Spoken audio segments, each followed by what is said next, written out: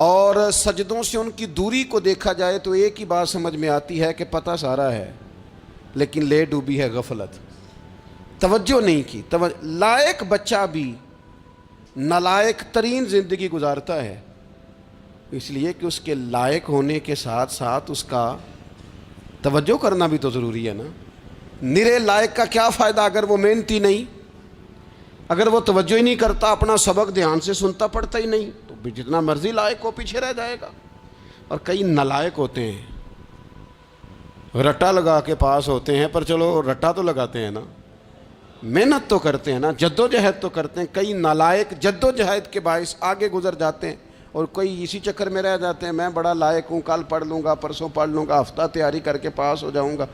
اپنی زندگی سے غفلت کا پردہ اٹھائیں، اور غفلت اس کے لیے فیصلہ کرنے کی ضرورت ہوتی ہے، پلاننگ کرنے کی نہیں، فیصلہ کرنے کی ضرورت ہوتی ہے کہ میں نے اب غفلت کرنی۔ ہم نہ جب بھی کوئی پروگرام بناتے ہیں تو منصوبہ بندی شروع کر دیں، منصوبہ بندی نہ کریں، فیصلہ کریں، کہیں کہ میں نے غافل نہیں ہونا۔ غفلت غرق دنیا کا نام ہے، اپنے آپ کو غفلت سے بچائیں۔ آپ دیکھیں حضرت کعب بن مالک رضی اللہ تعالیٰ عنہ فرماتے ہیں، بخاری میں موجود ہے، فرماتے ہیں کہ جنگ میں پیچھے رہ گیا تھا، میرا خیال تھا کل چلا جاؤں گا، گھوڑے اور سواریاں میرے پاس تیز ہیں، مضبوط ہیں، پرسوں چلا جاؤں گا، تیزی سے بھاگ کے میں پہنچ جاؤں گا، میں قافلے کے ساتھ شامل ہو جاؤں گا، لیکن بس تھوڑی سستی ہو گئی، ذرا غفلت ہو گئی۔